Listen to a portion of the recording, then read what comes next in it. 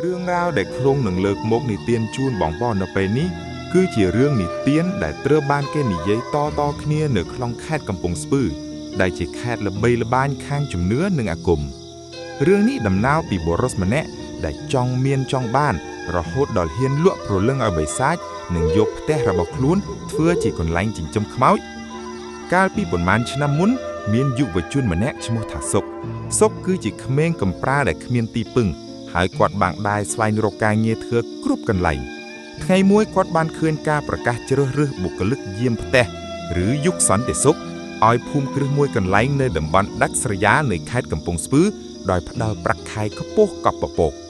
ដោយសារតែចង់បានលុយនិងគិតថាយាមផ្ទះមិនហត់អីផងសុកក៏សម្រេចចិត្តទៅដាក់ពាក្យម្ចាស់ផ្ទះគឺជាសេដ្ឋីវ័យកណ្ដាលម្នាក់ឈ្មោះថាលោកម្ចាស់ធំគាត់មានមុខមាត់កាចសម្បកខ្មៅនិងពាក់ចិញ្ចៀនត្បូងធំពេញដៃភូមិគ្រឹះរបស់គាត់គឺជាផ្ទះឈើដ៏ធំមួយដែលសាំងនៅកណ្ដាលចំការស្វាយរាប់រយហិកតាដាច់ឆ្ងាយពីផ្ទះអ្នកភូមិរតីតួផ្ទះទាំងមូលមានពណ៌ខ្មៅរលោងហើយបិទជិតឈឹងទោះបីជាពេលថ្ងៃក៏ដោយថ្ងៃដំបូងដែលសុកចូលធ្វើការលោកម្ចាស់ធំបានហៅសុកមកណែនាំនិងដាក់ត្រណមចំនួន3យ៉ាងតឹងរឹងបំផុតទី1ហាមដាច់ខាតមិនឲ្យដើរទៅជាន់ទី3នៃផ្ទះទោះបីជាឮសំឡេងអ្វីក៏ដោយទី2រាល់យប់ម៉ោង12អាធ្រាត្រត្រូវយកសាច់គោឆៃមួយថាសនិងឈាមមាន់មួយកែវទៅដាក់នៅមុខចណ្ដាលឡើងទៅជាន់ទី3រួចត្រូវរត់ចូលមកវិញភ្លាមហាមងាកក្រោយទី3ហាមនាំមនុស្សក្រៅចូលក្នុងផ្ទះសុកឆ្ងល់ណាស់តែមិនហ៊ានសួរគាត់គិតថាប្រហែលជាលោកម្ចាស់ចិញ្ចឹមសត្វចម្លែកឬសត្វកម្រទៅនឹងទើបត្រូវឲ្យសាច់ឆៅបែបនេះមួយសប្តាហ៍ដំបូងបានកន្លងផុតទៅដោយគ្មានបញ្ហាប៉ុន្តែនៅពេលយប់សុកចាប់ផ្ដើមសង្កេតឃើញរឿងចម្លែករៀងរាល់ម៉ោង12យប់ពេលដែលគាត់យកសាច់ឆៃទៅដាក់នៅចណ្ដាលគាត់តែងតែឮសំឡេងក្មេងរត់លេងនៅជាន់ទី3តុក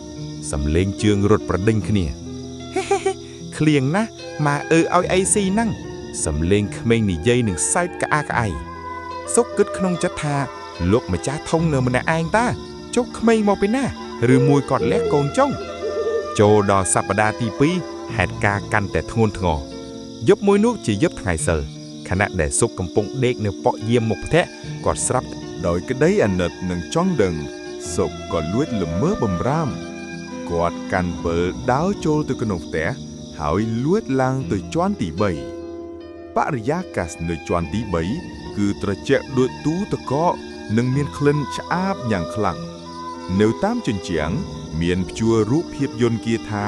និងក្រណាត់ក្រហមនៅចុងផ្លូវដើរមានបន្ទប់មួយដែលបិទទ្វារមិនជិតពន្លឺភ្លើងទៀនក្រហមបានជែកចេញមកក្រៅសុកដើរទៅក្បែរបន្ទប់នោះហើយលួចមើលតាមប្រឡោះទ្វារព្រះហើយអ្វីដែលសុកបានឃើញធ្វើឲ្យគាត់ជើងទន់នៅក្នុងបន្ទប់នោះមិនមានក្មេងឬមនុស្សស្រីទេនៅកណ្ដាលបន្ទប់មានអាសនៈមួយដ៏ធំដែលតម្កល់កោដ្ឋដាក់ឆ្អឹងរាប់សិបនិងដបប្រេងតូចហើយនៅជុំវិញអាសនៈនោះមានកូនក្រពណ៌ខ្មៅភ្នែកក្រហមចំនួន5នាក់កំពុងតែអង្គុយហែកសាច់គោឆៅដែលសុកយកមកដាក់នោះស៊ីយ៉ាងញាប់ដៃញាប់ជើងមាត់របស់ពួកវាប្រឡាក់សុទ្ធតែឈាមប៉ុន្តែអ្វីដែលរន្ធត់ជាងនេះទៅទៀតនោះគឺនៅជ្រុងម្ខាងនៃបន្ទប់មានវិញ្ញាណខ្មោចស្រីម្នាក់សក់វែងរន្លាយមុខមាត់រលួយកំពុងតែត្រូវច្រវាក់អាគមចងជាប់នឹងសសរនាងកំពុងតែស្រែកយំឲ្យគេជួយលោកម្ចាស់ធំកំពុងតែអង្គុយសូត្រធម៌នៅមុខនាងហើយយករំពាត់ផ្ដៅវាយទៅលើនាងនៅឲ្យស្ងៀមទៅរកលួយឲ្យអញបើមិនរកទេអញនឹងឲ្យកូនក្រក់ស៊ីឯងលោកម្ចាស់ធំស្រែកគំរាមសុកទើបតែដឹងថាផ្ទះនេះគឺជាផ្ទះចិញ្ចឹមខ្មោចលោកម្ចាស់ធំបានចិញ្ចឹមកូនក្រក់និងព្រាយដើម្បីប្រើឲ្យទៅលួចលុយឬរកស៊ីផ្លូវងងឹតហើយសាច់ឆៅដែលសុកដាស់រាល់ថ្ងៃគឺជាអាហាររបស់ពួកវាដោយក្តីភ័យខ្លាចសុកបានថយក្រោយហើយជន់ត្រូវកំឡាលឥតបន្លឺសំឡេងគ្រប់នរណាគេលោកម្ចាស់ធំនិងពួកកូនក្រក់ទាំង5ងាកមកមើលព្រមគ្នាភ្នែករបស់កូនក្រក់ទាំងនោះ ក្រហមឆ្អិនឆ្អៅពួកវាសើច មានចំណីថ្មីហើយសាច់មនុស្សស្រស់ស្រស់ចាប់វាកុំឲ្យវារត់រួចលោកម្ចាស់ធំបញ្ជាកូនក្រោកទាំង5បានលោតចេញពីអាសនៈយ៉ាងលឿនដូចសត្វស្វាសំដៅមករកសុកបោះពើចោលហើយរត់ចុះពីជណ្ដើរជួយផងខ្មោចលងគាត់រត់ចុះមកដល់ជាន់ក្រោមសុកឆ្លៀតឱកាសនោះរត់ទៅបុកបង្អួយកញ្ចក់ប្រាវធ្លាក់ចេញមកក្រៅផ្ទះគាត់រត់កាត់ចំការស្វាយទាំងយប់ងងឹតរត់មិនគិតពីជីវិតគាត់ឮសំឡេងលោកម្ចាស់ធុងស្រែកពីក្រោយថាឯងមិនរួចខ្លួនទេពួកវានឹងតាមរកឯងដល់ទីបំផុតសុករត់រហូតដល់ភូមិអ្នកស្រុកនៅព្រឹកព្រលឹមគាត់បានប្រាប់រឿងនេះដល់អ្នកភូមិនិងប៉ូលីសបានចុះទៅឆៃឆេរផ្ទះនោះប៉ុន្តែពេលទៅដល់លោកម្ចាស់ធុងបានស្លាប់បាត់ទៅហើយ